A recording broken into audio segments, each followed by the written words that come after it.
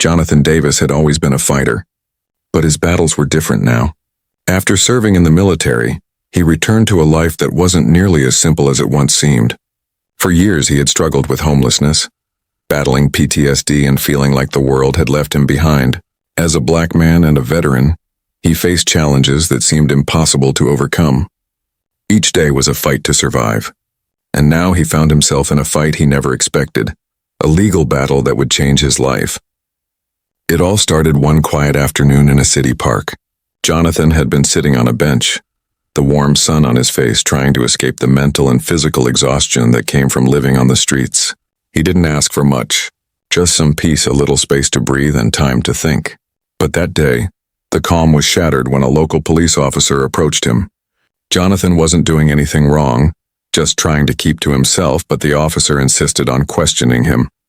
Jonathan, who had dealt with countless encounters like this before, was already on edge. He didn't trust the police, and his military training told him to stay alert in situations where authority figures seemed to approach with aggression. The officer, who had no idea of Jonathan's history, didn't give him a chance to explain. The conversation quickly turned hostile. Jonathan tried to remain calm, but the officer's tone became sharp. Accusations of loitering and disturbing the peace were thrown at him. The officer's words were harsh, and Jonathan felt himself growing more anxious, unable to keep his cool under the mounting pressure. What happened next was a blur. The officer escalated things quickly, calling for backup, not realizing that Jonathan was a former soldier who had fought for his country.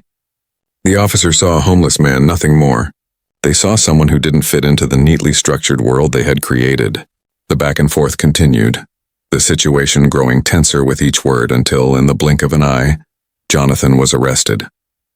He didn't know what for, but he knew he had just been caught in the system, a system that had often overlooked people like him. Jonathan was taken into custody, confused and frustrated. The arrest was just another reminder of how quickly his life could be turned upside down. He had already lost so much, his home, his sense of safety, his purpose. Now it seemed that even his freedom was slipping away, all because of an altercation that started over nothing. Days later, Jonathan was given a court date.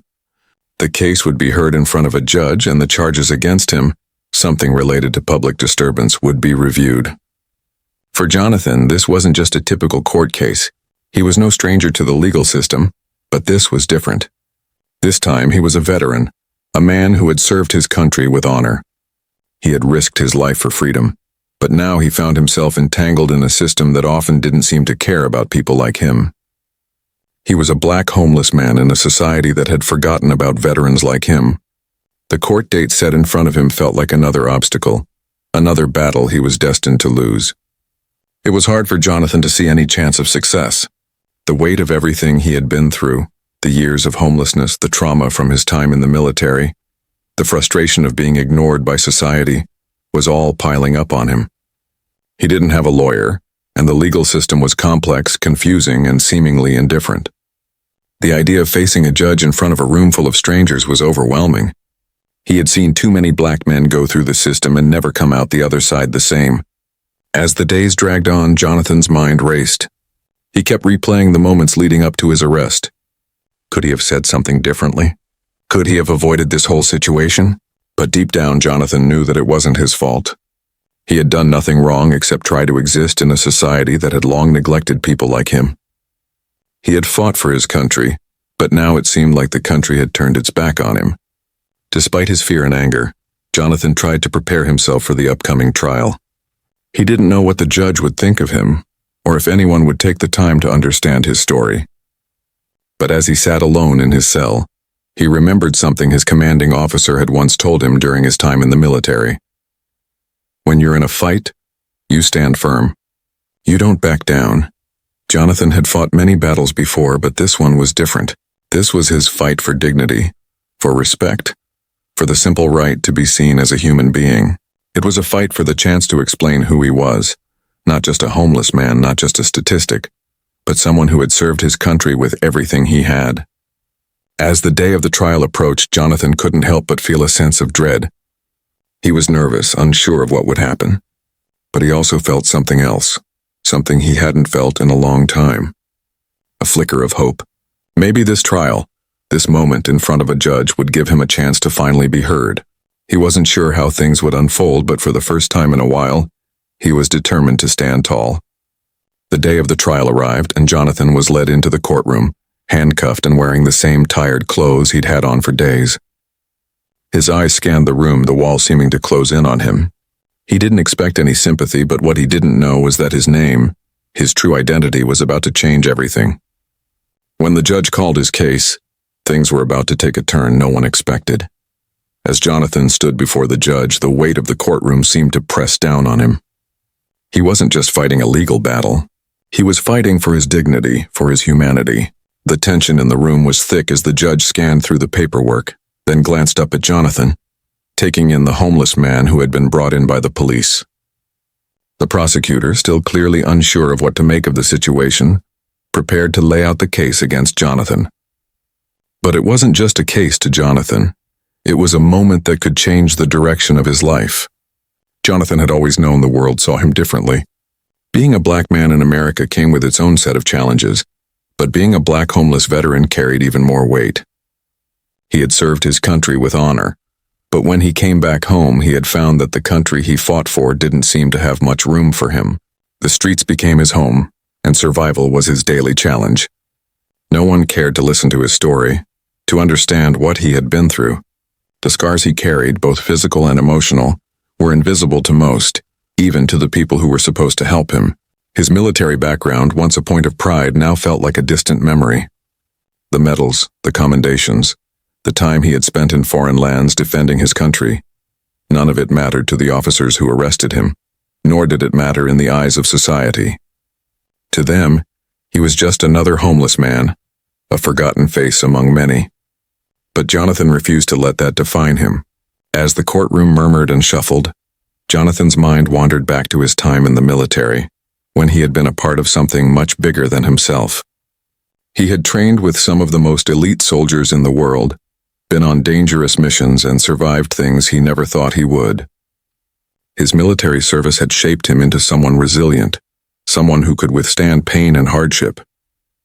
But now, as he stood there in shackles, he wondered if anyone would see that man, see the man he once was.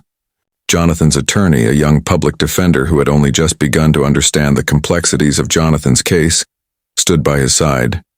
She was nervous but determined, knowing that this trial could be more than just about the charges against him. She saw something in Jonathan, something beyond the rough exterior and the tired eyes.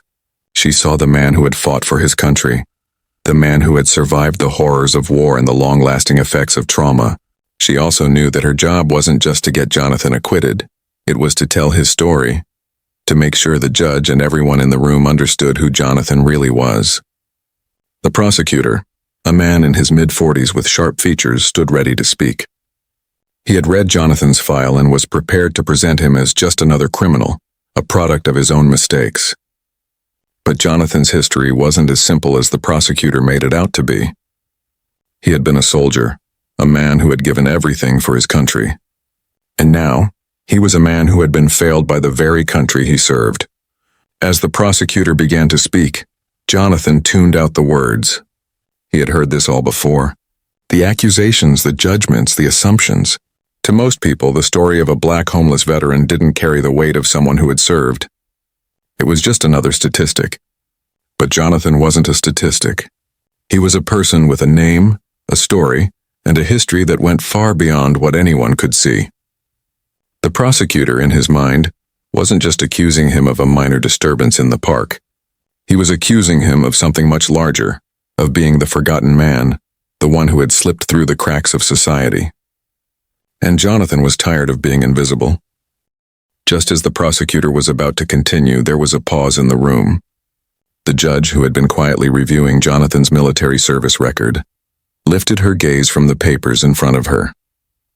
She had seen Jonathan's name before. It wasn't the name of just any homeless man. It was the name of a man who had once been a respected soldier, a man who had put his life on the line for this country. The judge had done her homework.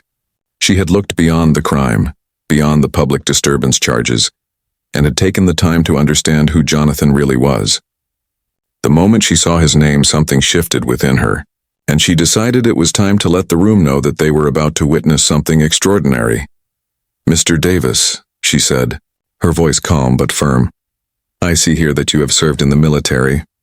You've received multiple commendations for your bravery and dedication. I want to acknowledge that." She paused, and for a moment the courtroom was silent, all eyes on Jonathan.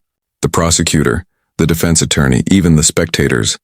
Everyone waited for the judge's next words. Jonathan looked up at her, his face unreadable. He had never expected this. His life had always been filled with rejection, but now, for the first time in a long while, someone was acknowledging his worth. The judge's recognition of his service was a powerful moment, one that shifted the entire atmosphere of the room. The judge turned to the gallery, her eyes scanning the room before continuing. "I ask everyone in this room to stand and recognize Mr. Davis. He is not just the man sitting before us today. He is someone who has served this country with honor. This is not just a case about a disturbance. This is about how we treat those who have given their lives for the freedom we enjoy." It was then that the unexpected happened. The entire courtroom in one fluid motion stood, from the prosecutor to the bailiffs, to the people sitting in the gallery. Everyone rose in respect for Jonathan. It was a moment that none of them had anticipated, a moment that changed everything. In that instant, Jonathan's identity as a homeless veteran was no longer the focus. What mattered was the recognition of his service and his humanity. The sudden gesture of respect took Jonathan by surprise. For a brief moment he couldn't move. He stood there, stunned, as the entire courtroom rose to their feet. The judge's words hung in the air, a powerful acknowledgement that cut through the noise and tension of the trial. The cold, impersonal atmosphere that had surrounded him since he stepped into the courtroom shifted. He had been seen not just as a homeless man, not just as a defendant, but as someone who had once been part of something much larger, a man who had served his country with pride. Jonathan's heart raced as he scanned the room. The prosecutor, who had been so intent on framing him as another case of public disturbance, was now standing silently, his posture stiff and awkward. The defense attorney, who had barely said a word up until then, was now visibly taken aback, trying to process the unexpected turn of events. Even the officers who had arrested Jonathan seemed momentarily shaken. Jonathan couldn't help but wonder how many of them had ever truly considered the man in front of them as anything other than a nameless figure, a man who had slipped through the cracks, forgotten by a society that used him and discarded him just as quickly. For Jonathan, this moment felt like a surreal dream. How many times had he been ignored, disregarded, or looked down upon because of his circumstances? How many times had he been treated like just another statistic, another face in the crowd of homeless veterans, another person lost to the streets? And now here he was, standing in front of a judge, and the entire courtroom was on its feet in acknowledgement. It wasn't just a formality. It was a recognition of his humanity, his worth, and the service he had given to his country. The judge's voice broke through his thoughts. "Mr. Davis," she said, her words clear and measured, "this moment is a reminder to all of us that our veterans, especially those who have fallen on hard times, deserve the respect and recognition they've earned. Your story is not just one of failure, but one of resilience and service. It is time for us to recognize that." Jonathan felt a wave of emotion flood over him. He wasn't used to this. He had been a soldier, a man who had lived through the worst of battles, but this was a battle he never imagined he'd face. It wasn't a war in a foreign land. It was a fight against the system that had ignored him for so long. This was a fight for dignity, a fight for recognition, a fight to remind everyone in that courtroom that he was more than the circumstances he found himself in. He felt his throat tighten as the judge continued speaking. "Today we will not only look at the legal case before us, but at the man standing before us. This court will take into account everything you have gone through, Mr. Davis, and we will make a decision that reflects more than just the law. We will consider the man, the veteran, and the human being." Jonathan's mind raced, trying to process everything that was happening. The prosecutor for a moment seemed lost for words. He had come into the trial thinking this would be a simple case, a quick arrest, a few charges, and then the usual routine. But now everything had changed. The story of the homeless black veteran was no longer just another name on a docket. It had become a story of recognition, of someone who had been overlooked and pushed aside, now finally being seen. The bailiff, standing at attention, glanced around the room before quietly instructing everyone to sit. As the room settled back into its previous positions, the momentary silence felt heavy with the weight of what had just occurred. Jonathan, still standing, realized that he had just experienced something few others ever did. He had been acknowledged, recognized, and respected in a place that usually only judged people for their mistakes, not their sacrifices. The courtroom was no longer just a place of legal proceedings. It had become a place of reflection, of reconsidering what it meant to be a veteran, a person, and a member of society. For Jonathan, it was an emotional turning point. He had always believed that the world saw him as little more than a casualty of circumstance. He had lived through battles on the streets, had fought to survive, and had faced the harsh reality of a society that didn't care about people like him. But now the courtroom was filled with a different energy, one that seemed to say, "You matter. Your life matters." The judge, still looking directly at Jonathan, asked, "Mr. Davis, would you like to speak?" It was an unexpected invitation. Jonathan had no idea what to say. What words could possibly capture the depth of his gratitude, his frustration, and his desire for change? His throat tightened as he thought about his military service, the pain he had endured, and the years he had spent trying to reclaim his life. But then, something inside him stirred. Maybe this was his chance. Maybe this moment in front of a judge in a room full of strangers was the one he had been waiting for. Maybe it was time to stop hiding, to stop letting people assume who he was based on what they saw. With a deep breath, Jonathan stepped forward slightly, his voice steady but emotional. "I don't have much to say," he started, feeling the eyes of the room on him. "But I just want you all to know that I didn't ask for this. I didn't ask to be where I am. But I've fought. I've fought for this country, for people I don't even know. I've been through things I can't explain, and yeah, I've fallen. But I'm still here, and I'm still trying, and I need people to know that there's more to my story than just this moment." The room was quiet as Jonathan's words lingered in the air. He wasn't asking for pity. He wasn't looking for sympathy. He was simply asking to be seen, for people to understand that there was more to him than what met the eye. That he was more than just a homeless veteran, more than just a black man on trial. He was a person, a human being with a past, a purpose, and a future worth fighting for. As the judge nodded slowly, a deep sense of respect and understanding settled over the room. It was a moment that none of them would forget, a moment that showed the power of recognition, the importance of seeing people for who they truly are, and the value of giving them a chance to be heard. The room remained silent for a few moments after Jonathan spoke. The weight of his words seemed to settle heavily in the air. As he stepped back, he could feel the energy in the courtroom shift once more.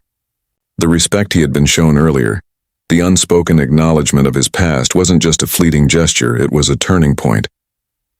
The courtroom, for the first time, had seen him as more than a criminal, more than just a homeless man with a history of struggles. He was a man with a story, and that story was now being heard.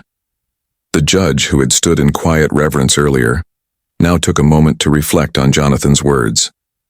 She had heard hundreds of cases, but this one felt different. This wasn't a simple legal case. This was a moment to address something much deeper. She had been on the bench long enough to know that there was often more at play in these situations than just the facts presented before her. There was always a context, a history, and a pattern that needed to be understood. Looking directly at Jonathan, she spoke, her voice steady yet full of empathy. "Mr. Davis, your words have struck a chord in this room today. The law is here to serve justice, but sometimes, justice is more than just a matter of legal proceedings. It's about understanding the person in front of you. It's about acknowledging the journey they've been on and the struggles they've faced. You've given your country everything, and it's time we start acknowledging what's been done to you, not just what you've done." Jonathan stood frozen, trying to process the words. No one had ever spoken to him like this before. He had always been treated like a problem to be solved, a burden to be managed. Yet here was this judge, someone who held the power to decide his fate, speaking to him not as a defendant but as a human being who had lived through things no one could fully understand. He felt a crack in the wall he had built around himself, a wall that had kept him isolated from the world, from the people who had forgotten him. For a moment, it felt like the courtroom held its collective breath, waiting for the judge to continue. She looked at the prosecutor and the defense attorney, her eyes sharp, unwavering. This is not just a case of public disturbance. This is a moment for us to reflect on how we treat our veterans, how we support them when they come back home, and how society has failed them. Mr. Davis, you deserve more than a simple trial. You deserve to be heard, and your needs deserve to be met. The courtroom shifted again. The usual legal banter, the routine motions and objections had faded into the background. People began to realize that this trial wasn't about punishing a man who had stumbled. It was about understanding why he had fallen in the first place, and what society had done to push him there. It wasn't just Jonathan who had been failed. It was every veteran who had come home and faced the same battles on the streets. Jonathan's thoughts were clouded, his emotions raw. He had never expected this. For so long he had simply wanted to survive, to get by from one day to the next, never imagining that someone, let alone a judge, would see beyond his struggles. This trial was supposed to be a quick, forgettable moment in his life, a small chapter in his ongoing fight for survival. But now it was becoming something more. He wasn't sure if he believed in miracles or fate, but this felt like a moment of clarity, a shift in his journey. The judge's next words struck with a force that resonated throughout the room. We often forget that veterans are not just soldiers. They are people, individuals who live with the consequences of war long after they've taken off their uniforms. What happened here in this park was not just a case of a man causing trouble. It's a symptom of a larger problem, a failure to properly address the needs of those who have given everything for this country. It's time we start asking ourselves why we continue to ignore the suffering of our veterans. The judge paused, letting her words sink in. The silence in the room was almost tangible, as if everyone was taking a collective breath. Jonathan, still standing, looked down for a moment, unsure of what to make of this unexpected recognition. Was it real? Could he trust that this moment wasn't just another fleeting instance of sympathy that would fade once the courtroom proceedings were over? But then he saw it. The look in the eyes of the spectators, the other veterans in the gallery, and even the officers. They weren't looking at him with judgment anymore. They were looking at him with understanding. Something had changed, not just in him, but in the room itself. People who had come to the courtroom expecting to see a routine trial were now witnessing something far more profound. The acknowledgement of a broken system, and the recognition of someone who had been lost in it for far too long. The judge stood, signaling the end of the morning session. "We will reconvene tomorrow," she said, her voice steady, but there was a hint of finality in it. "In the meantime, I am requesting that Mr. Davis's case be reviewed by a social worker who specializes in veterans rehabilitation. This is not just about the law, it's about understanding the needs of those who have sacrificed so much for this country." As the courtroom slowly emptied, Jonathan felt a flicker of hope he hadn't known he was capable of feeling. He wasn't sure what the next steps would bring, but for the first time in years, he felt like he might finally have a chance to rebuild his life. The system hadn't failed him yet, not today. And for Jonathan Davis, that was enough to keep moving forward. The following day, the trial reconvened with an unexpected sense of anticipation hanging in the air. For the first time in Jonathan's life, he could feel the shift. The courtroom no longer felt like a place where he would be judged or condemned. It felt like the beginning of something different, something bigger than the legal proceedings or the charges against him. The judge's decision to bring in a social worker had set a new tone for the case, and as Jonathan sat in the defendant's seat once again, he could sense that change was happening, not just in the courtroom, but in how people were beginning to see him. Outside the courtroom, the story had taken on a life of its own. News outlets and social media had picked up on the surprising turn of events the previous day. Jonathan Davis, a homeless black veteran, had been treated with dignity and respect by the court, a rare shift in how the system usually handled people like him. Public outcry for justice for veterans was growing, with hashtags like Veterans Deserve Better trending across platforms. People who had no idea who Jonathan was were now rallying behind him, speaking out for a cause much bigger than one individual, a cause about recognizing the struggles of veterans, especially those marginalized by their race and their circumstances. As Jonathan sat in the courtroom, he couldn't help but feel overwhelmed. Yesterday's show of respect from the judge in the courtroom had been an emotional moment he would never forget. But now, as the trial resumed, reality began to set in once more. He still had no idea how things would end. Would the judge's empathy translate into real help? Would the legal system, an institution that had so often overlooked and failed him, actually follow through on its promises. The social worker assigned to Jonathan's case, a woman named Melanie Carter, was the first to speak that morning.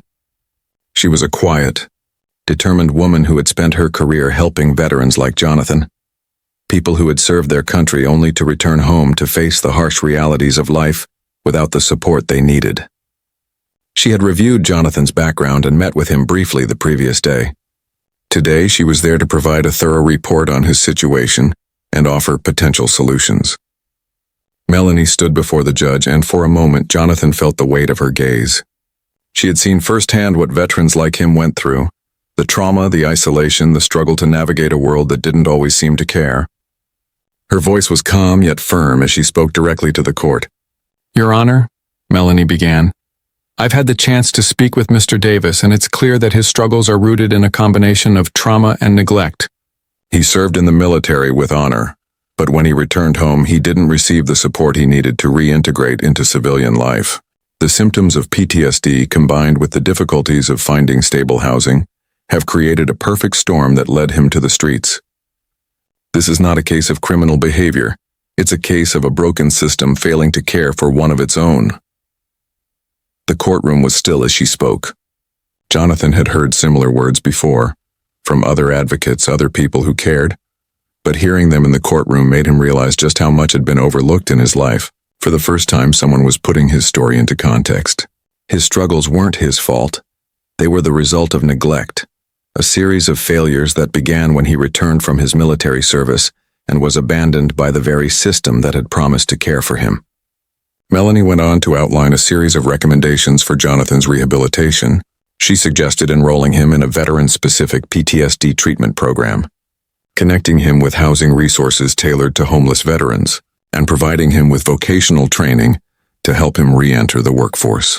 But most importantly, she advocated for the court to see Jonathan not as a criminal but as someone in need of support, someone who had given his life to the country, only to be left behind when he needed help the most. The judge listened intently, nodding along as Melanie spoke. It was clear that she had convinced the court that Jonathan's situation was far more complicated than the charges against him. But the real impact of her words came when she spoke directly to Jonathan. Mr. Davis, she said, turning her attention to him, you've given a lot to this country, and you've been through far more than anyone should have to endure. The system failed you, but today we will do our best to make things right. We are here to ensure you get the help you need. You are not alone in this. Jonathan felt a lump in his throat as he heard those words. For years he had been invisible to the world, a man wandering the streets unnoticed by society. Now for the first time he felt seen, not as a problem, not as a criminal, but as a person who had a story that deserved to be told, a person who could still find a way to rebuild his life. The courtroom remained silent as the judge began to speak.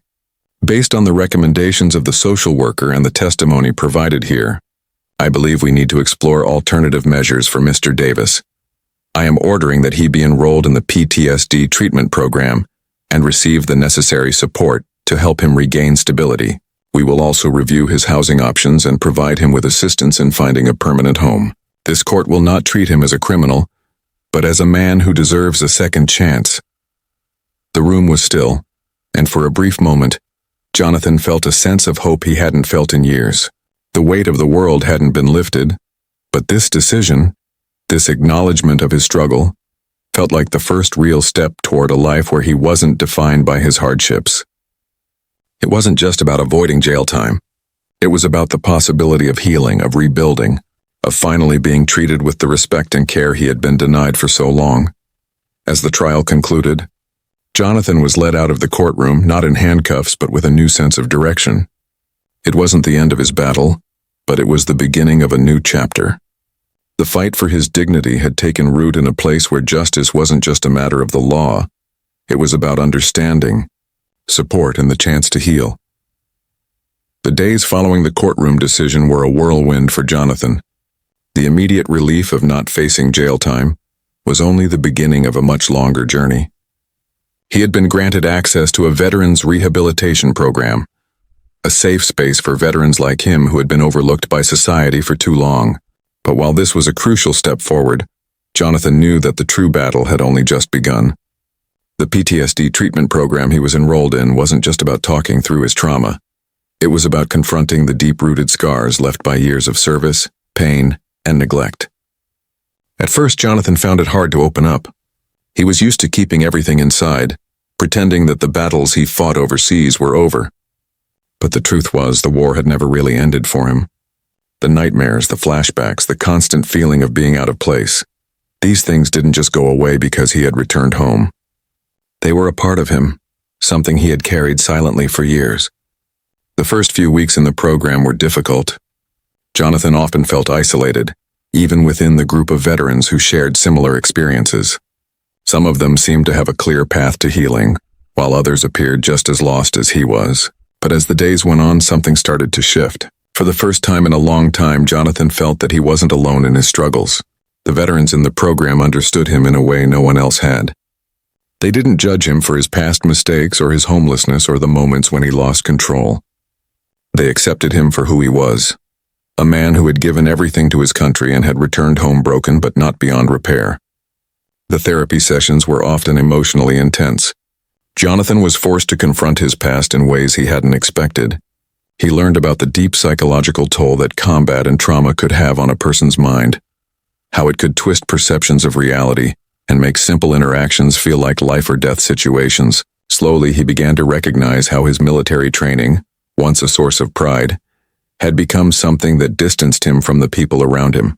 His survival instincts, honed during his time in the field, had made him hyper-alert, always on edge, always ready for the next attack, something that wasn't necessary in civilian life but still clung to him like a shadow.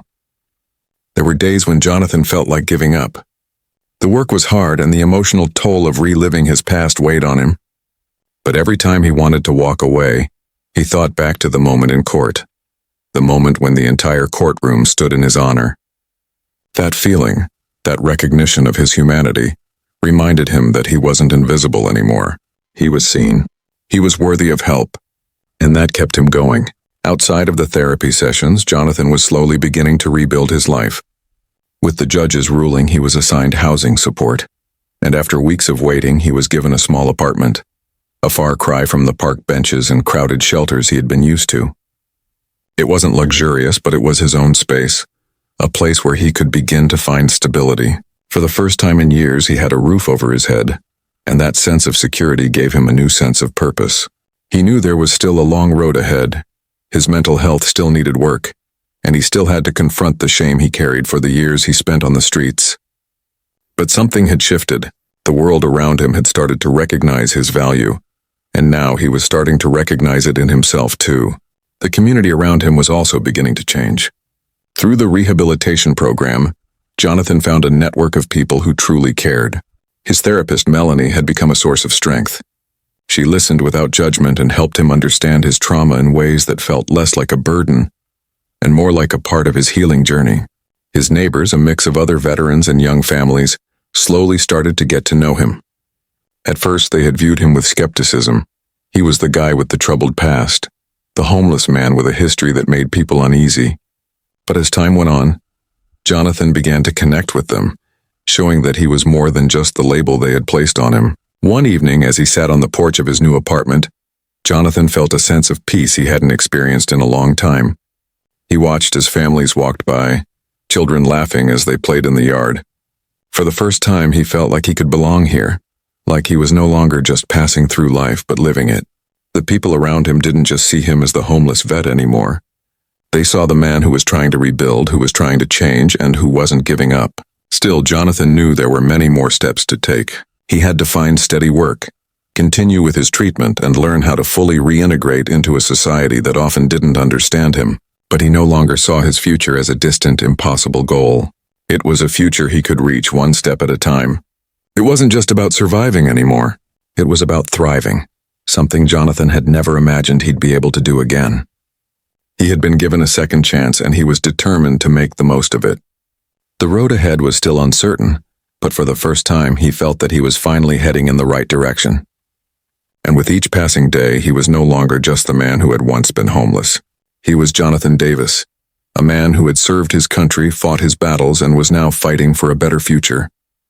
And that, more than anything, was worth fighting for. As Jonathan continued his journey of healing and rebuilding, something unexpected began to shift within him. He had spent so many years feeling like a lost cause, someone who had been discarded by the system that had once celebrated him for his service.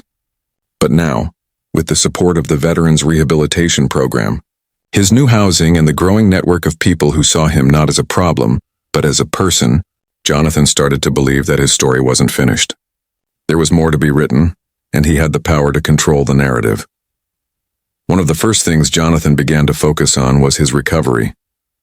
The PTSD therapy was grueling, often bringing up memories that were buried deep inside. He had always been good at compartmentalizing, pushing the pain and trauma to the back of his mind so he could survive. But now he was being forced to confront it head-on. There were moments when it felt like the weight of it all would crush him. The flashbacks, the panic attacks, the sense of never being fully present. It was all overwhelming. But with each passing week, Jonathan made progress. His therapist Melanie was a constant source of support. She had guided him through the darkest parts of his mind, helping him make sense of the chaos he had carried for so long. She reminded him that healing wasn't linear, and that setbacks were just part of the process. Slowly, he learned to recognize the triggers that sent him spiraling and developed strategies to cope with them. It wasn't easy, but for the first time in years, Jonathan felt like he was in control of his own life again. The work wasn't just internal. Jonathan knew that in order to truly heal, he needed to rebuild his connection with the world around him. He started volunteering at the local Veterans Center, where he met other men and women who had faced similar battles. Many of them were still struggling, still living on the streets or in shelters fighting their own demons. Jonathan found that by helping others, he began to help himself. The more he gave, the more he realized that he wasn't alone in his pain. The connections he formed with other veterans reminded him that while his past was full of hardships, it didn't define him. He also took small steps toward reintegrating into society. Jonathan began applying for jobs, though he felt unsure of his ability to succeed in the workforce. His resume was a patchwork of military experience and years spent on the streets, a combination that didn't make for an easy transition into civilian life.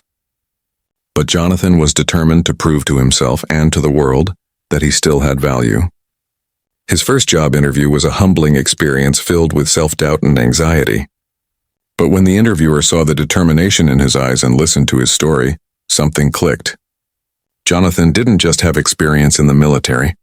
He had the resilience to overcome obstacles, the drive to keep moving forward no matter what. Weeks later, Jonathan was hired as a community outreach coordinator for a nonprofit that helped homeless veterans find housing and employment.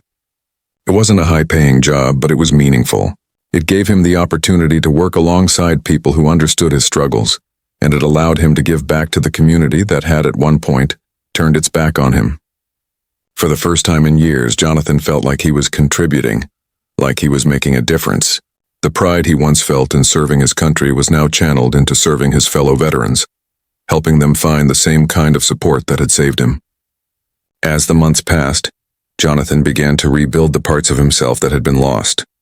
The pain from his past didn't disappear, but it became something he could live with, something he could carry as part of his story rather than let it define him. He learned to forgive himself for the mistakes he had made, the moments he had stumbled, and the years he had spent in darkness. His journey was far from over, but he had taken the most important step. He had started. One afternoon, as Jonathan walked through the streets near his apartment, he felt a sense of pride in himself that he hadn't felt in a long time. The city, which had once felt like an enemy, now seemed like a place where he could create a future. He had gone from being a man with no home, no hope, and no purpose, to someone who was contributing to his community, someone who was seen and respected. It wasn't the life he had imagined when he first returned from service, but it was a life he could be proud of. The turning point came when Jonathan was invited to speak at a local veterans event. He had shared his story in therapy and in small groups, but speaking in front of a crowd was different. It made him nervous, but it also made him feel like he was finally able to take ownership of his narrative. He stood in front of the crowd, his hands shaking slightly as he adjusted the microphone, but as he began to speak, something shifted inside him. His voice, once quiet and filled with doubt, now carried a sense of strength. He spoke about his time in the military, his struggles with PTSD, and the years he had spent on the streets.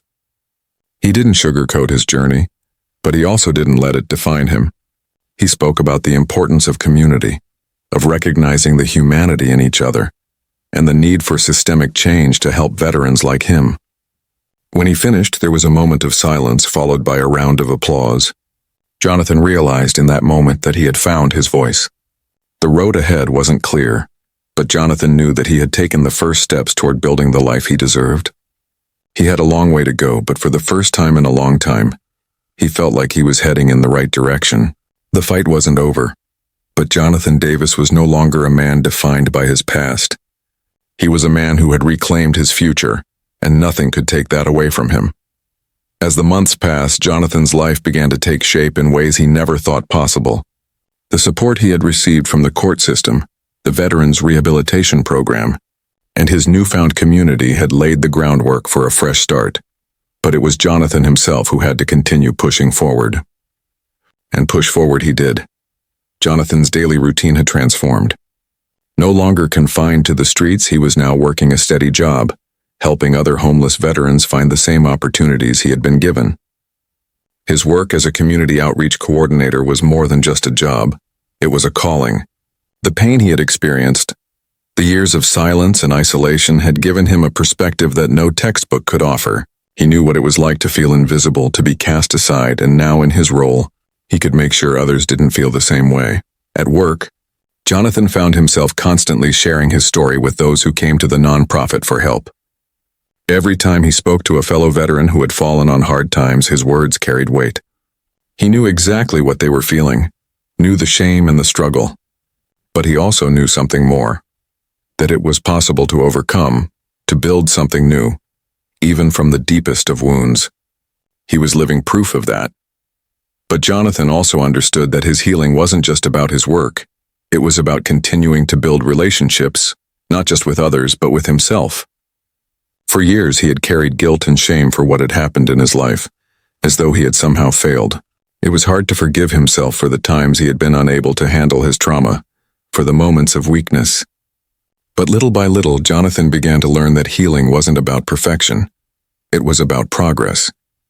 He was a survivor, and that meant he had the strength to face what came next, no matter what it was. The housing situation, too, had been a blessing. Jonathan's small apartment had become his sanctuary, a place where he could finally breathe. It wasn't much, but it was his. A space where he could reflect, regroup, and start building the foundation for the future he wanted. It was quiet, safe, and warm, a stark contrast to the chaos he had once called home. He filled the small space with items that mattered: a few pictures of his family, a worn-out military jacket he had hung up to remind him of the man he used to be, and a collection of books he had begun reading again. Each item was a symbol of the life he was slowly rebuilding, step by step. One of the most powerful moments of Jonathan's journey came when he started reconnecting with his family. After years of silence, he reached out to his sister, a woman he had lost touch with after his service. They had both been through their own battles, and their relationship had been strained over the years. But Jonathan knew it was time to rebuild the bridge that had been broken for so long. Their first phone conversation was awkward, filled with pauses and hesitation, but it was the first step toward healing a family bond that had been fractured by time and circumstance. When they finally met in person a few weeks later, Jonathan was nervous, unsure of what to expect. But as soon as he saw her, all the old feelings of love and connection came rushing back. She didn't see him as the homeless man or the veteran who had fallen through the cracks. She saw her brother, the man who had been through hell and who was finally finding his way back. They spent hours talking, catching up on the years they had lost, and Jonathan realized that reconnecting with his family was one of the most important steps he could take in his healing. Through his work and personal growth, Jonathan found new purpose. The struggles he had faced, while painful, had shaped him into someone who could empathize with others and offer them hope. He became an advocate for veterans' rights, using his voice to call for better support systems for those who had served. Jonathan didn't want anyone else to feel the same isolation and despair he had. As he shared his story, he found that others were inspired by his resilience, his ability to rise from the ashes of his past and create something new. It was no longer just about surviving, it was about thriving, about turning the pain into purpose. Then one day, As Jonathan walked through the park where his story had begun, a place that had once been a symbol of his struggle, he found himself standing still for a moment. He thought back to the court case, the trial, the moment when the entire courtroom had stood in honor of him. That moment had marked a shift in his life, and now, standing there, he realized that he had come so much further than he ever thought possible. Jonathan's journey had been anything but easy, and there were still days when the weight of his past felt heavy. But the difference now was that he had tools to deal with it, a support system that he could rely on, and a belief in himself that had been reignited. He wasn't a product of his trauma or his homelessness anymore. He was Jonathan Davis, a man who had served his country, faced incredible challenges, and still stood tall. And the future, with all its uncertainties, was finally something he was ready to face. The trial, the turning point, had led him here. He had fought not just for a second chance, but for his dignity. Now, as he stood in the park, Jonathan realized that while the past would always be a part of him, it didn't have to define his future. His story wasn't over.